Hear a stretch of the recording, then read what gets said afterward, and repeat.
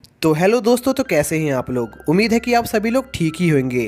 तो आज की इस वीडियो में हम डेडमैन वंडरलैंड के पार्ट 2 को एक्सप्लेन करेंगे। और अगर आप लोगों ने इसके पहले पार्ट को नहीं देखा है तो उसका लिंक आप लोगों को डिस्क्रिप्शन में मिल जाएगा, आप वहां से देख सकते हैं। तो ज़्यादा टाइम न वेस्ट करते हुए चलिए वीडियो को शुरू करते हैं। तो पार्ट 2 की शुरुआत में हम देखते हैं टोनोका क्रॉप्स कार्निवल की लड़ाई देखकर बहुत डर गया था, क्योंकि उसमें लोगों को बुरी तरह मार दिया जाता था। तभी टमाकी टोनोका को बताता है कि उसे कल के मैच में ब्रांच ऑफ सीन क्रो यानी सांजी से लड़ना है। और साथ ही टमाकी टोनोका को सांजी से थोड़ा सतर्क रहने को कहता है, क्योंकि वो बहुत ही ज़्यादा स्ट्रांग था। जो सुनकर टोनोका थोड़ा और डर जाता है, जिस पर टमाकी टोनोका से कहता है कि अगर वो अपनी पावर्स का ढंग से इस्तेमाल करेगा तो वो शायद से सांजी को हरा सकता है, और अगर वो इसमें फेल हो गया तो सांजी टोनोका को जान से मार देगा। और टोनोका के मरने के बाद टमाकी टोनोका के बॉडी पार्ट्स को अपने एक्सपेरिमेंट के लिए यूज़ करेगा। इसी दौरान माकीना डेडमैन वंडरलैंड के डायरेक्टर से बात करने जा रही थी, जिस पर कुछ गार्ड्स माकीना को इस वक्त डायरेक्टर से बात करने से मना करते हैं, लेकिन माकीना उनकी बात को काटते हुए अंदर जाने लगती है, क्योंकि उसे डायरेक्टर से बहुत इंपॉर्टेंट बात करनी थी। जिस पर वो गार्ड्स माकीना के ऊपर नाइफ तान देते हैं, जिस वजह से माकीना वहां से चली जाती है। तभी हम सोमा को देखते हैं, जिससे उन गार्ड्स पर बहुत गुस्सा आ रहा था, क्योंकि उन गार्ड्स ने जाते वक्त सोमा से उसके पैसे छीन लिए थे। तभी सीरो सोमा से टोनोका की मदद करने चलने को कहती है, जिस पर सोमा सीरो से कहता है कि हमें नहीं पता कि इस वक्त टोनोका कहाँ पर है, इसलिए हम उसकी मदद नहीं कर सकते। और साथ ही सोमा सीरो को बताता है कि टोनोका के पास सिन की पावर है, इसलिए उन्हें उसकी चिंता करने की कोई ज़रूरत नहीं है। जिस पर सीरो सोमा से कहती है कि भले ही टोनोका के पास सिन की पावर हो, लेकिन वो फिर भी बहुत ही कमज़ोर है, इसलिए उन्हें उसकी मदद करनी ही होगी। तभी सीन शिफ्ट होता है और हम देखते हैं कि क्रॉप्स कार्निवल शुरू होने वाला होता है, और बहुत से अमीर लोग उस मैच को देखने के लिए बेताब होते हैं। यहीं पर हमें पता चलता है कि क्रॉप्स कार्निवल की फाइट सिर्फ वही लोग देख पाते हैं जो बहुत ज़्यादा पैसे पे करते हैं। तभी रिंग में टोनोका और सांजी को उतारा जाता है, जो देखकर बहुत से लोगों को यह फाइट अनफेयर लगती है, क्योंकि सांजी एक छोटे से बच्चे से लड़ने वाला था। तभी सांजी अपना हाथ काटकर अपने ब्लड की पावर को बाहर निकालता है, जिस पर टोनोका भी अपने अंगूठे को काटता है, लेकिन वो अपने ब्लड से कोई वेपन नहीं बना पाता। जिसके बाद उनका मैच शुरू होता है और टोनोका एक पेड़ पर चढ़कर अपने ब्लड को बाहर निकालने की कोशिश करता है और अपने ब्लड से सांजी पर अटैक करने लगता है, पर सांजी उन अटैकों को बड़ी आसानी से काट रहा होता है, जो देखकर टोनोका को समझ नहीं आ रहा था कि आखिर वो करे तो करे क्या। तभी टोनोका को ठंड लगने लग जाती है, जो देखकर सांजी टोनोका से कहता है कि जब वो अपने ब्लड से उसके ऊपर अटैक कर रहा था तब धीरे धीरे उसकी बॉडी के अंदर का ब्लड कम हो गया, इसलिए उसे ठंड लग रही है। इसलिए ज़्यादातर लोग अपने ब्लड को एक हथियार का शेप दे देते हैं, जिससे उनका ब्लड वेस्ट नहीं होता। जिसके बाद सांजी उस पेड़ को काट देता है, जिससे टोनोका नीचे गिर जाता है और सांजी टोनोका पर लगातार कई अटैक करता है, जिससे टोनोका की हालत बहुत ख़राब हो जाती है। जो देखकर सांजी को लगता है कि टोनोका बहुत ही ज़्यादा कमज़ोर है, इसलिए वो वहाँ से जाने लगता है और सभी लोगों को यह मैच बहुत बेकार लग रहा था। लेकिन तभी टोनोका वापस से अपने पैरों पर खड़ा हो जाता है और सांजी से कहता है कि वो अभी मर नहीं सकता है, क्योंकि उसे उस लाल आदमी को ढूंढना है और उससे अपने दोस्तों की मौत का बदला लेना है, इसलिए ये लड़ाई अभी खत्म नहीं हुई। जो कहने के साथ ही टोनोका अपने पावर को रिलीज करता है, जो देखकर सांजी भी जोश में आ जाता है। जिसके बाद टोनोका अपने ब्लड से उस प्रिजन के ऊपर लटक रहे एक चीज पर शूट करता है, जिससे वो चीज सांजी के ऊपर गिरने लगती है, जिस पर सांजी उस चीज को काट देता है। लेकिन यह मौका देखकर टोनोका सांजी के चेस्ट पर अपने ब्लड से अटैक करता है, जिससे सांजी दूर उड़ जाता है और हार जाता है। लेकिन हारने के बावजूद भी सांजी खुश था, क्योंकि वो टोनोका जैसे इंसान से हारा था। जिस पर सांजी टोनोका की तारीफ करता है, जिससे उनकी आपस में दोस्ती हो जाती है। जिसके बाद टोनोका को हॉस्पिटल ले जाया जाता है, जहाँ के टीवी में टोनोका देखता है कि सांजी को उसकी हार के लिए उसे एक सज़ा दी जा रही है, जिसमें वो लोग उसकी एक आंख निकाल लेते हैं, जो देखकर टोनोका को बहुत दुख होता है। इसी दौरान हम सोमा और सीरो को देखते हैं, जहाँ पर सोमा से मिलने एक आदमी आता है, जो सोमा को बताता है कि वो जिस लड़की को ढूंढ रहा था वो जी ब्लॉक में एक सीक्रेट जगह में है। जिस पर सोमा सीरो के साथ जी ब्लॉक में जाता है और सीरो को उसका एक काम करने को कहता है। तभी हम जी ब्लॉक के कुछ गार्ड्स को देखते हैं जिन पर सीरो अटैक कर देती है, जिस पर वो सभी गार्ड्स उसे घेर लेते हैं। और दूसरी तरफ सोमा सीरो से माफ़ी मांगता है क्योंकि उसने उसे एक ऐसा काम करने को कहा था जिसमें उसकी जान भी जा सकती थी। लेकिन तभी सोमा देखता है कि जिस जगह पर सीरो ने अटैक किया था वहाँ पर एक बहुत बड़ा धमाका होता है, और वो धमाका किसी और ने नहीं बल्कि सीरो ने किया था। और सोमा सीरो की ऐसी पावर देखकर बहुत हैरान होता है। तभी ज़्यादा पावर यूज़ करने की वजह से सीरो बेहोश हो जाती है, जिसके बाद वहाँ पर डेडमैन वंडरलैंड के डायरेक्टर के वही गार्ड्स आते हैं जो सीरो को अपने साथ ले जाते हैं। और उन लोगों को देखकर सोमा वहाँ से भाग जाता है। तभी हम टोनोका को देखते हैं जो इस जेल से बहुत परेशान हो गया था और यहाँ से भागने के बारे में सोच रहा था। तभी उसे किसी लड़की के चिल्लाने की आवाज़ आती है, जिस पर टोनोका बाहर जाकर देखता है कि एक बड़ा सा आदमी एक लड़की से उसके फूल छीनने की कोशिश कर रहा है। जिस पर टोनोका उस आदमी को अपने खाने का सामान दे देता है और उस लड़की को छोड़ देने को कहता है, जिस पर वो आदमी वो पूरा खाना खा जाता है और वापस से उस लड़की के पीछे पड़ जाता है। जिस पर वो दोनों भागकर उस लड़की के कमरे में छुप जाते हैं जहाँ पर बहुत सारे फूल थे।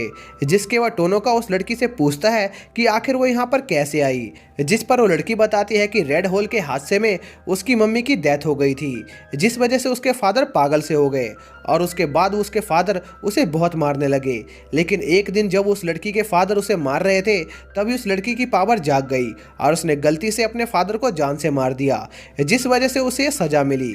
और साथ ही वो लड़की टोनोका को बताती है कि उसका एक भाई भी है जो उसे बहुत प्यार करता है। और यहीं पर हमें पता चलता है कि वो लड़की सोमा की सिस्टर है और सोमा अपनी सिस्टर को ही ढूंढने के लिए इस जेल में आया था। इसी दौरान हम सोमा को देखते हैं जो जी ब्लॉक में घुस गया था और वहाँ के गार्ड्स को मार रहा था। जिसके बाद हम टोनोका और उस लड़की को देखते हैं जो उस जगह से भागने का फैसला करते हैं और कुछ देर बाद वहाँ से भागने के लिए निकल जाते हैं।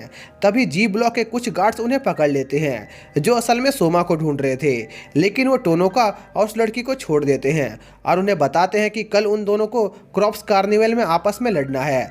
जो सुनकर वो दोनों बहुत हैरान होते हैं। इसी दौरान हम डेडमैन वंडरलैंड के डायरेक्टर को देखते हैं जो टमाकी से खून खराबा कम करने को कहते हैं, क्योंकि टमाकी आजकल डेडमैन वंडरलैंड में बहुत ज़्यादा खून खराबा कर रहा था। लेकिन टमाकी उस डायरेक्टर की बात मानने से इनकार कर देता है, जिसके अगले दिन टोनोका और उस लड़की के बीच फाइट शुरू हो जाती है, जहाँ पर सीरो उस लड़की से कहता है कि उन्हें आपस में लड़ने की जरूरत नहीं है। लेकिन वो लड़की बिना टाइम वेस्ट किए टोनोका को घायल कर देती है, जो देखकर टोनोका बहुत हैरान होता है।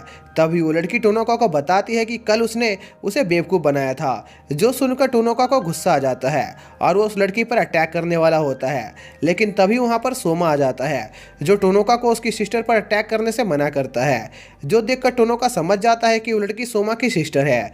लेकिन तभी कुछ गार्ड्स आकर सोमा को पकड़ लेते हैं, जो देखकर टमाकी उन गार्ड्स को सोमा को छोड़ देने का ऑर्डर देता है, क्योंकि इससे वो मैच और ज़्यादा एंटरटेनिंग हो रहा था। जिस पर वो गार्ड सोमा को छोड़ देते हैं और दूसरी तरफ वो लड़की टोनोका का ध्यान भटकते देखकर उस पर एक अटैक करती है और उसके पास जाकर उसका मजाक उड़ाती है कि वो कितना बेवकूफ़ है, जो उसे लगा कि वो अपने भाई के आने के बाद उस पर अटैक नहीं करेगी।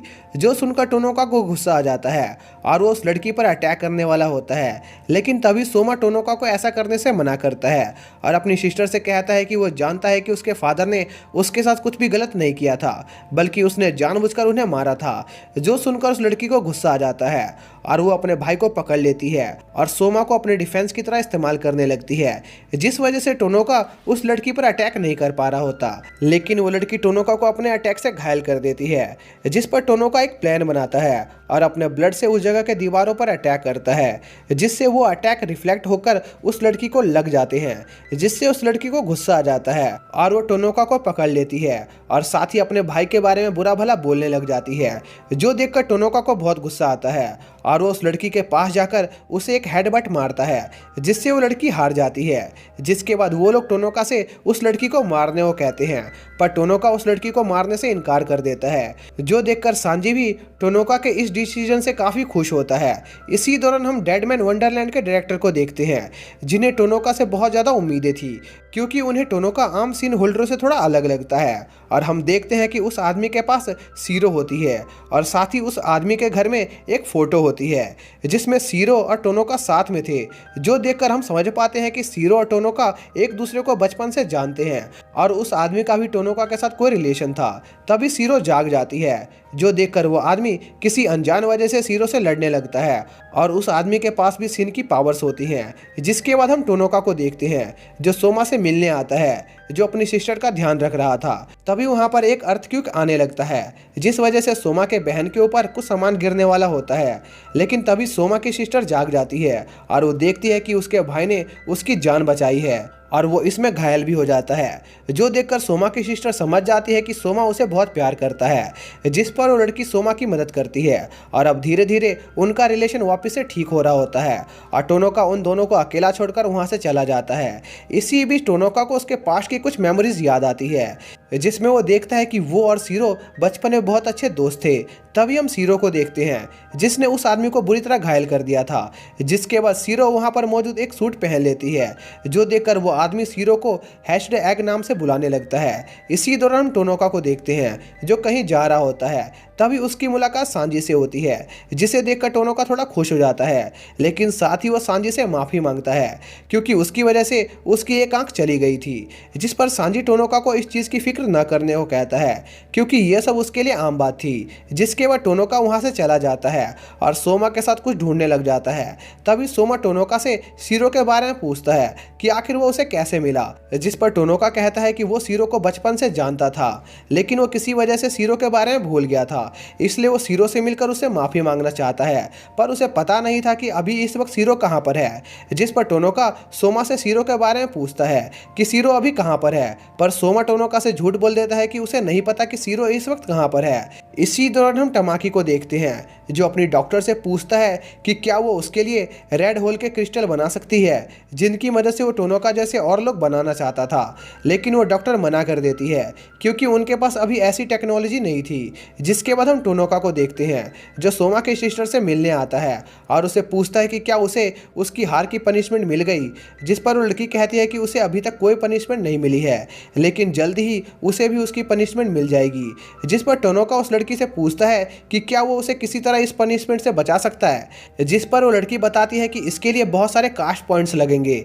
जो सुनकर टोनोका कास्ट पॉइंट्स का इंतजाम करने के लिए निकल जाता है, लेकिन तभी एक सिन होल्डर टोनोका पर अटैक कर देती है और उसे बेहोश कर देती है। जिसके बाद हम सोमा को देखते हैं जो अपनी सिस्टर को आज़ाद करने के लिए कास्ट पॉइंट्स का इंतजाम कर रहा था, लेकिन तभी उसका सामना टमाकी से होता है जो सोमा से कहता है कि चाहे वो कितने भी कास्ट पॉइंट जमा कर ले, लेकिन वो अपनी सिस्टर को आज़ाद नहीं कर पाएगा और आज रात वो उसकी सिस्टर को बहुत गंदी पनिशमेंट देगा। जो सुनकर सोमा को गुस्सा आ जाता है और वो टमाकी पर अटैक कर देता है, पर टमाकी का एक साथी टोमा पर एक अटैक करके उसे बहुत घायल कर देता है। इसी दौरान हम टोनाको को देखते हैं जिसे होश आता है। तभी उसके पास वो सफ़ेद बालों वाली एक लड़की और उसका एक साथी आता है जो टोनोका को उनका साथ देने को कहते हैं क्योंकि वो लोग इस जगह को ख़त्म करना चाहते थे। तभी टोनोका टीवी पर देखता है कि टमाकी की डॉक्टर सोमा के सिस्टर को पनिशमेंट देने वाली है, जो देखकर टोनोका थोड़ा घबरा जाता है। जिस पर आउल टोनोका की दोस्त की मदद करता है और उस मशीन में कुछ फेरबदल करवा देता है, जिससे वो मशीन बस सोमा के बाल काटने को कहती है, जो देखकर टोनोका बहुत खुश हो जाता है। लेकिन तभी वहाँ पर गैको आ जाता है जो उन लोगों की ऐसी हरकत देखकर उनसे बहुत गुस्सा होता है। जिस पर टोनोका उस आदमी पर एक अटैक कर देता है, पर वो आदमी टोनोका को पीछे उड़ा देता है और उसे मारने के लिए तैयार हो जाता है। और इसी के साथ ये पार्ट यहीं पर ख़त्म हो जाता है।